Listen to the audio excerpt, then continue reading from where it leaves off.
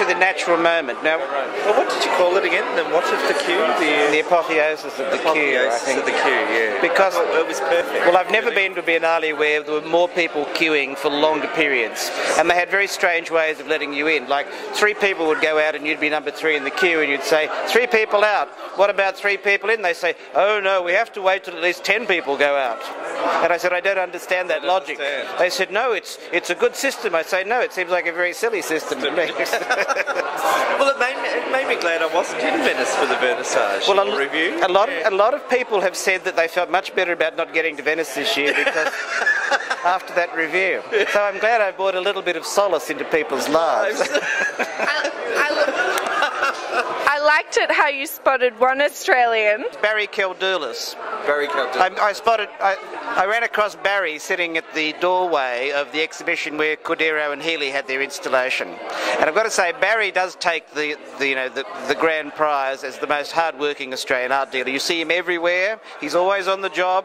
You know, he's at it. He can do everything. He can do everything. Now, he's all singing or dancing, Barry Keldoulis. But I did love your comment about Mad Max being better art than Sean Gladwell. I mean, I think indubitably. I mean, Mad Max is infinitely greater of scale. There's even a story. Exactly. There's even songs. You know, Exactly. the Sean Gladwell. It's kind of a deliberately meandering thing. Nothing much happens. It's just he gets off his bike and he hugs a few kangaroos. If you were to pick an Australian artist to go to the Venice Biennale, who would you pick?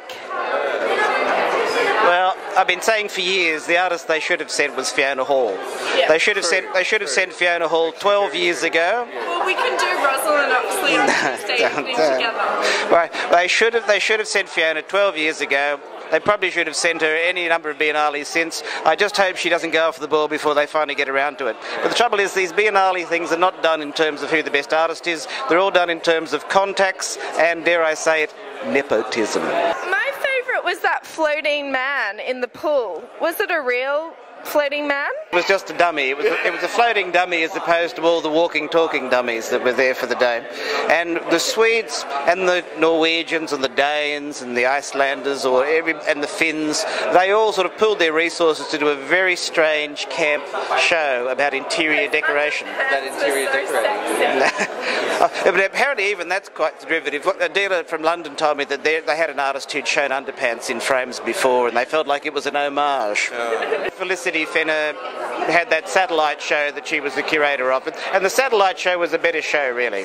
I mean, there are a few interesting things in that satellite show. Did you read that New York Times review that said the prize for the worst pavilion? Yeah, by Jerry Salt said that it was the worst pavilion. It was a toss-up between Australia and Japan. And Hong Kong. Oh, really?